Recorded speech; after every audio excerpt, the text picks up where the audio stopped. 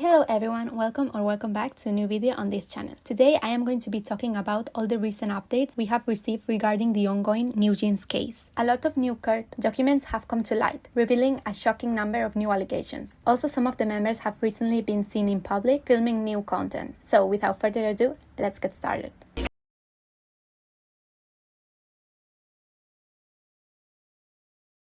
At this stage of the dispute, there is no need to explain the reasons behind the conflict between NewJeans and hybe. However, to make sure we are all on the same page, I will give a brief summary. NewJeans, a 5-member group, made their debut as a subsidiary of hybe, headed by Min. Min was accused of conspiring against hybe to make 𝒉𝒠 independent, which she denies, but she was sacked anyway. Following her removal, Min escalated the conflict by accusing I-DLE of plagiarizing the core creative concept, aesthetic, and styling of NewJeans. And this led to everyone filing legal complaints against one another. Following Min dismissal, the 5 members of NewJeans attempted to break their ties with hybe. The members stated that they could not tolerate Min dismissal and claimed that they had been subjected to abuse, neglect, and psychological manipulation by the company under hybe's direct supervision. The Seoul Central District Court handed down its final judgment on the matter, ruling entirely in favor of the company's management and determining that, first, the exclusive contracts between the members of NewJeans and 𝒉𝒠 or hybe remained completely valid and legal. Second, prohibited the members from pursuing any independent musical activities, promotional campaigns, or creative releases outside the administrative umbrella of 𝒉𝒠. And third one, any violation of this judicial injunction would trigger immediate multi-million-dollar penalties and fines. Following the court ruling in October, which did not rule in favor of NewJeans, the members went their separate ways, or at least we could say that they adopted different strategies. Haerin and Hyun were the first one to accept the legal reality, backing down from their independent position and announcing their return to the agency. Hani followed her bandmates shortly afterwards, officially returning to 𝒉𝒠. Minji is currently engaged in ongoing discussions and negotiations regarding her terms, and her future is undecided. And finally, Danielle didn't return to 𝒉𝒠, nor does she seem to have any intention of doing so, and she has been reported by hybe. The first question that comes to mind is why they have only turned against Danielle whilst facilitating the return of the other members. The main difference is in their behavior following the court ruling in October. When the court validated the contracts, 3 of the members decided to return. By contrast, Danielle reportedly maintained a position of absolute silence. Furthermore, there are 3 additional factors to consider. This is so complicated, so bear with me. 𝒉𝒠 formally accuses Danielle of repeatedly breaching her contract by undertaking, on her own initiative and without consulting the agency, commercial modeling work, editorial photoshoots, and musical collaborations. 𝒉𝒠 reveals that Danielle embarked on her own on a musical collaboration with the band Emotional Oranges. Apparently, the American band had already invested approximately $175,000 directly into the production of the specific collaboration with Danielle. 𝒉𝒠 states that although the filming of the music video was ultimately stopped, Danielle had already recorded the main vocal tracks and had finished the song in secret. And for the company, this already constitutes a breach of the exclusivity clause in the contract. The group posted a photo featuring Danielle and her sister Olivia Marsh on Instagram last year, and when they saw the controversy that was building up over the photo, they said, "Guys, there is no Dani collab. I was just helping to produce a song for Livy, that is the sister. Sorry if we caused any confusion, but that genuinely wasn't the intention." The second piece of evidence against Danielle is that, unlike her bandmates, she pursued solo commercial work as a fashion model. She did a solo, independent fashion photoshoot for the international publication Elle Singapore, signed an exclusive contract as a brand ambassador with the luxury watch brand Omega, and she was the model on the cover of the fashion magazine Paris Capital. Danielle's defense team attempted to have these charges dismissed on the grounds that there had been no breach of contract, as she had never signed a formal contract for those jobs nor received any payment for her involvement. 𝒉𝒠, however, stated that not receiving money does not mean that she didn't breach the contract, and that this occurred whenever Danielle carried out any activity as an artist without the company's authorization. With Omega and Elle Singapore in particular, there are several points because the judge asked Danielle's team directly about her work, to which they replied that they did not know who had signed the contracts to authorize that photoshoot. The judge then asked how the shoot could have taken place if no one had signed the contract, pointing out that someone must have done so. Danielle's defense team stated that Danielle did not have that information, so they did not know. There's more controversy surrounding Omega because how did the group end up communicating with the brand without 𝒉𝒠 or hybe knowing about it? This is where manager A comes in. Manager A is an Adore employee who was siding with NewJeans and was the one secretly communicating with Omega so they could sign a contract without Adore's knowledge. Apparently, after the girls believed that their contract was no longer valid, and it seems that this wasn't a one-time occurrence. They had done it multiple times before, involving other employees as well. Manager A later gave an interview in which he admitted everything, confirming that the group was trying to negotiate contracts behind Adore's back. But the most serious allegation arises when they showed evidence suggesting that the 5 members of NewJeans initially signed a highly illegal dual contract with a Chinese investment group behind Hybe's back. Following the court ruling in October last year, 3 of the members panicked when they realized the legal consequences. They confessed to Adore's management that they had signed a contract with another company and asked Adore to help them terminate that contract. Danielle, however, said nothing. During the trial, Adore presented an audio recording dating from November 2025. The recording captures Danielle's mother displaying a completely indifferent and unconcerned attitude, as they describe it, as well as a strong refusal to break ties with the Chinese company. This is where Danielle's mother enters the picture for the first time. According to Adore, she was the one that was most committed to Min Hee-jin's plan to leave Hybe.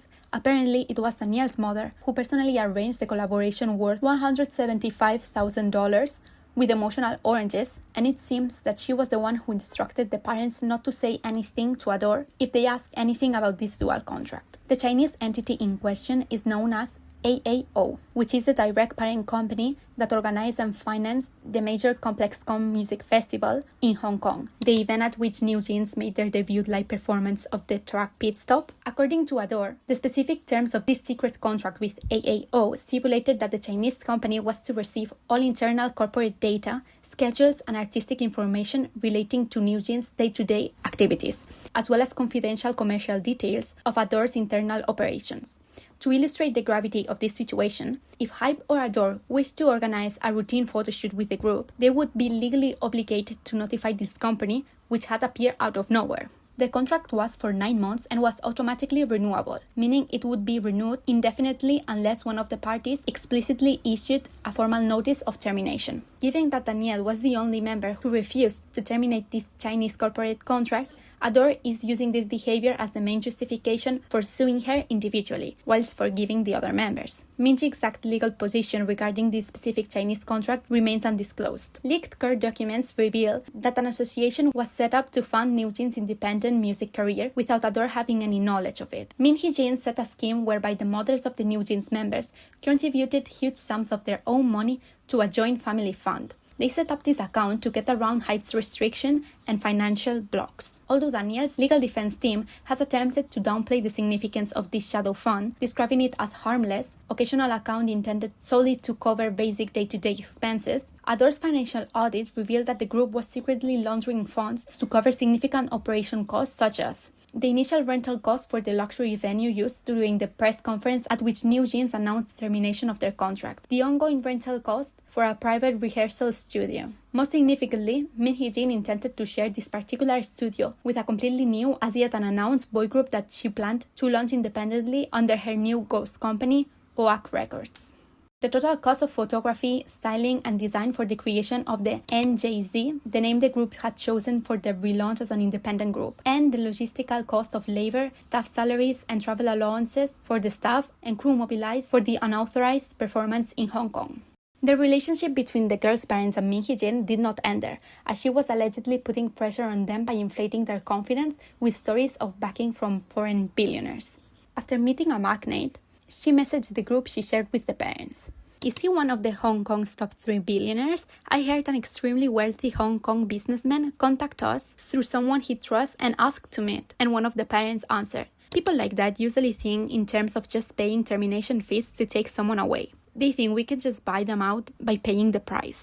This particular conversation served as a direct catalyst for the group to sign secret exclusivity with AAO. Even so, their parents probably weren't entirely convinced. So Min Hee-jin was afraid they might back out, and so she told them, even in the worst case scenario, I'll make sure the parents don't suffer financial losses.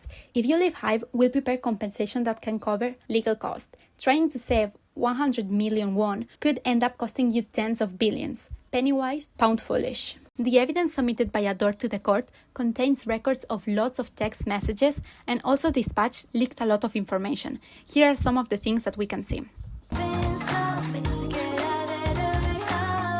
Although it had already been ruled that the exclusive contracts with 𝒏🚪 were valid, the members flew to Hong Kong to perform independently at ComplexCon. Internal chat logs revealed that Min Hee-jin's legal advisor explicitly ordered the organizers of the Hong Kong event to deny entry to any 𝒏🚪 staff members. When 𝒏🚪's newly appointed managing director and the company's lawyers arrived to the venue and attempted to enter, after being forced to wait outside for more than 4 hours, an unidentified man approached them and began aggressively filming them whilst intimidating them. Immediately following this confrontation, ComplexCon head office sent an emergency email to 𝒏🚪, threatening to report its executive team to the local immigration authorities for harassment. This forced 𝒏🚪's corporate team to leave the venue immediately and return to South Korea. This confirms that Min Hee-jin was behind the performance, but we also have conversation that prove it, in which Min Hee-jin says, "Start preparing for the Hong Kong performance. Outfits, we need individual outfits and group outfits. For the outfits, just use the beat reference as a guide when preparing them. For the major expenses, have the mothers cover them first. How about this for the merchandise?" Upon reviewing the contract between the girls at the ComplexCon in detail, 𝒏🚪's accountants discovered that huge amount of money was missing. The total contract sum for the 5 members of NewJeans' stage performance was set at $350,000. However, hidden deep in the contract's clauses was an additional 703,000 million won, approximately $530,000, vaguely classified as consultancy fees. Although the contract deliberately omitted the specific name of the person receiving this payment, 𝒏🚪 has presented evidence to the court, stating that this $500,000 sum was intended to go directly into Min Hee-jin's pocket, meaning that she was set to earn far more money as an advisor than the entire music group combined. Also, Dispatch leaked logs from February 2025. Min Hee-jin can be seen giving direct orders to her closest team to hide evidence. She said, "The NJZ profile photos must remain confidential. They could affect the lawsuit. Keep working on everything in secret until our corporation is established." Do you remember the YouTube live stream that they did in September 2024, which was presented as spontaneous and which they claimed they haven't discussed it with anyone? Well, that's a lie. According to the internal chat messages, Min Hee-jin organized the entire broadcast with a single aim: to fabricate legal grounds and accuse the company of corporate abuse and of having irreparably breached trust. After losing the legal battles, Hee-jin's strategy changed completely. She ordered the team to stop negotiating with 𝒏🚪 and to get the group to make impossible and absurd demands. Her plan was for 𝒏🚪 to reject them, thereby giving the perfect excuse to sue them for breach of contract.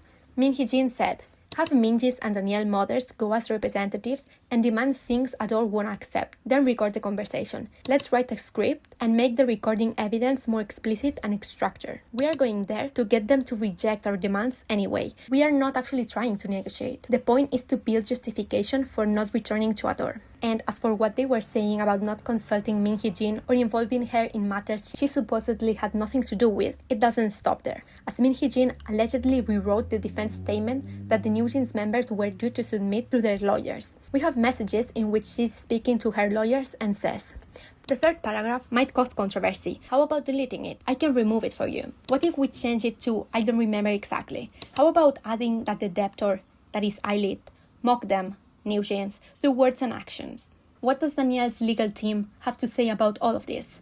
2 main points. Firstly, Danielle was never paid for these projects. And secondly, everything that happened with NJZ was a collective effort in which all the 5 members participated equally. In my opinion, this doesn't make much sense, because the others have at least come back. Apart from Minji, whose situation we don't know, Hyein, Haerin, and Hani have probably collaborated with 𝒏🚪 and are back with the company, so obviously they are not going to take legal action against them. But Danielle, if she doesn't want to return, she can't use the excuse of "why me and not them?" as they have returned and she hasn't. The lawsuit is against her, not the others. I'm not quite sure of what sort of strategy this is, but I don't think it's going to work. That's all we know so far about Danielle's trial. Meanwhile, Haerin and Hyein have been spotted in Denmark with a team of professional cameramen, likely filming content for NewJeans. So 𝒏🚪 responded that the girls' trip was to prepare their upcoming activities, confirming that new content is coming soon. The question is, where is Hani? And will Minji be there or not? And this has been all. I hope you like it. Make sure to like and subscribe if you did, it would help me a lot. See ya.